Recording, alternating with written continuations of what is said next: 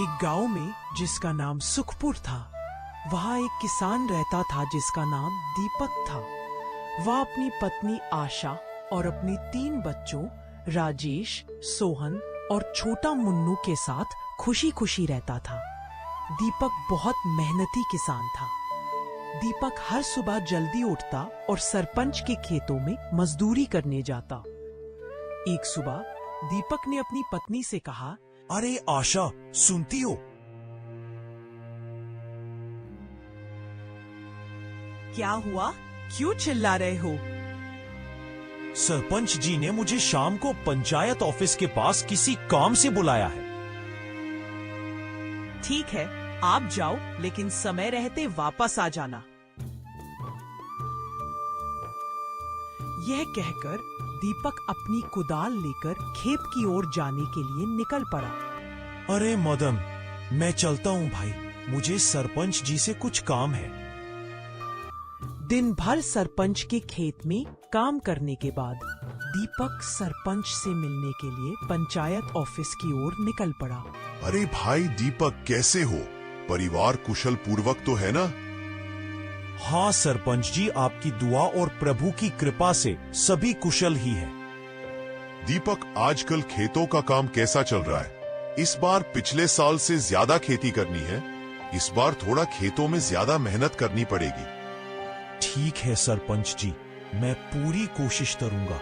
आगे ईश्वर की माया है। अरे भाई दीपक, बातें करते करते जिस काम से तुम्हें बुलाया था वह काम तो बताना ही भूल गया। किस काम से बुलाए थे सरपंच जी? मेरे काम में कोई भूल तो नहीं हो गई है? अरे दीपक भाई, ऐसी कोई बात नहीं है। तुम्हारे काम में कोई भूल नहीं हुई है। मैं तुम्हारे काम से बहुत खुश हूँ। चिंता करने की कोई बात नहीं है। तो क्या बात है सरपंच जी? दीपक, कल सुबह तुम्हें एक छोटा सा सामान लेकर प्रकाशपुर गांव जाना है। प्रकाशपुर गांव में मेरे मित्र रमेश को सामान दे आना। मैं किसी काम से कल पास के गांव जा रहा हूं, इस कारण मैं तुम्हें यह काम सौंप रहा हूं। बस इतनी सी बात है, मैं इस सामान को कल ही पहुंचा दूंगा सरपंच जी। दीपक, इस काम के बदले में मैं तुम्हें अपनी 25 बीघा जमीन खेती करने के लिए देता हूं। तुम जितनी भी फसल करोगे उस फसल का आधा भाग तुम्हारा होगा और आधा मेरा।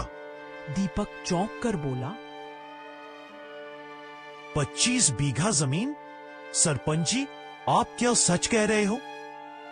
मैं सच कह रहा हूं दीपक, मुझे तुम पर पूरा विश्वास है। ठीक है सरपंच जी, ये आपका विचार मुझे मंजूर है। मैं 25 बीघा जमीन पर खेती जरूर करूंगा।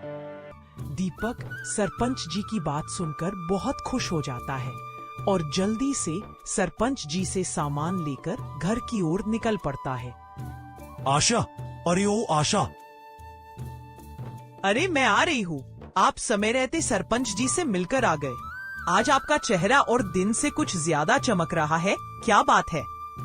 तो सुनो आशा, कल सवेरे मुझे सरपंच जी के काम से प्रकाशपुर गांव जाना है। वहां सरपंच जी के मित्र रमेश को सरपंच जी के द्वारा दिए गए सामान को पहुंचाना है। ये काम के बदले सरपंच जी ने क्या कहा, जानती हो? क्या कहा? सरपंच जी ने कहा, मैं तुम्हें अपनी 25 बीघा जमीन खेती करने के लिए देता हूं। तुम जितना भी फसल करोगे उस फसल का आधा भाग हमारा और आधा भाग सरपंच जी का होगा।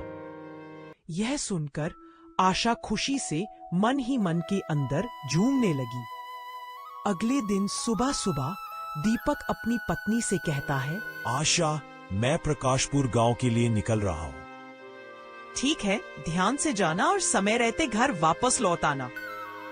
यह कहकर दीपक सरपंच जी का सामान लेकर प्रकाशपुर गांव के लिए निकल पड़ता है। दीपक चलते चलते आखिरकार प्रकाशपुर गांव में पहुंच जाता है। अरे नमस्ते दीपक भाई, कैसे हो? सभी सुखपुरवासी कैसे हैं? नमस्ते नमस्ते रमेश भाई, मैं ठीक हूं और आप कैसे हो? और हमारे प्रकाशपुर वासी भी ठीक ही हैं रमेश भाई। अरे दीपक भाई, मैं ठीक हूँ। सुखपुर गांव से कैसे आना हुआ? मेरे मित्र सरपंच जी कैसे हैं? रमेश भाई, सरपंच जी भी ठीक हैं। उन्होंने आपके लिए एक सामान भिजवाया है, इसलिए सुखपुर से प्रकाशपुर आपके यहाँ आया हूँ। यह कहकर दीपक रमेश को अपना सामान दे देता है। अरे दीपक भाई, इतनी दूर से आए हो, थोड़ी देर आराम कर लो, थक गए होगे, फिर थोड़ी देर आराम करने के बाद चले जाना। अरे नहीं रमेश भाई, इतनी दूर जाना है, धीरे धीरे चलता हूँ, कहीं रास्ते में थोड़ी देर आराम कर लूंगा। यह कहकर दीपक अपने गांव सुखपुर के लिए निकल पड़ता है। कुछ दूर जाने के बाद दीपक सोचता है कि क्यों ना इस पेड़ की छाया में थोड़ी देर के लिए आराम किया जाए। यह सोचकर दीपक पेड़ की छाया में बैठ जाता है। उसी समय थोड़ी देर में एक बंटी नाम का आदमी आता है और दीपक के साथ ही बैठ जाता है।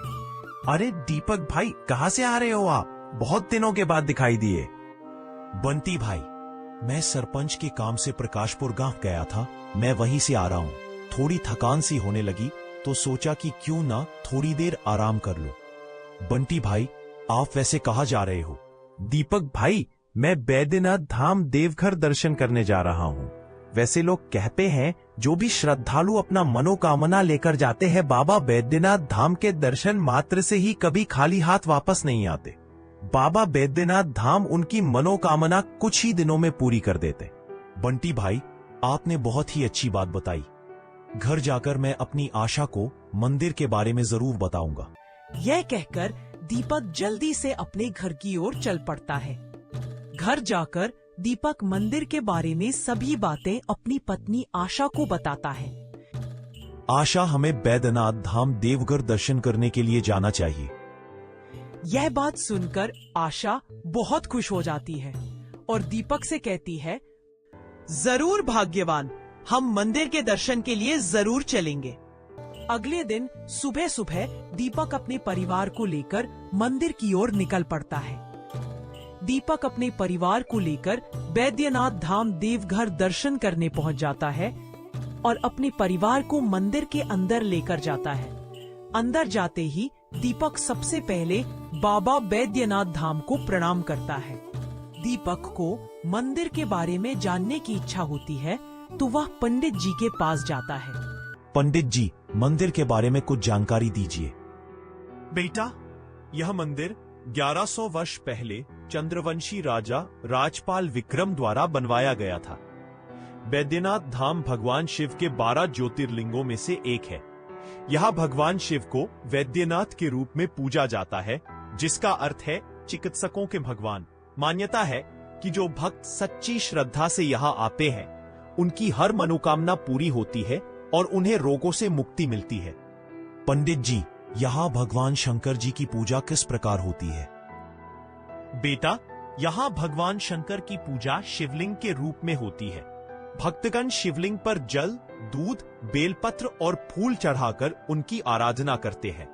सावन के महीने में यहाँ लाखों भक्त कांवड़ यात्रा कर गंगा जल चढ़ाने आते हैं, जिससे विशेष फल की प्राप्ति होती है। इतना सुनकर दीपक अपने घर की ओर चल पड़ता है। कुछ ही दिनों बाद दीपक की मनोकामना पूर्ण हो जाती है और उनका परिवार खुशहाल हो जाता है और सरपंच के द्वारा दिए गए खेतों में अनाज उगाकर दीपक धनवान हो जाता है और अंत में दीपक का परिवार एक नया खुशहाल जिंदगी की शुरुआत करता है।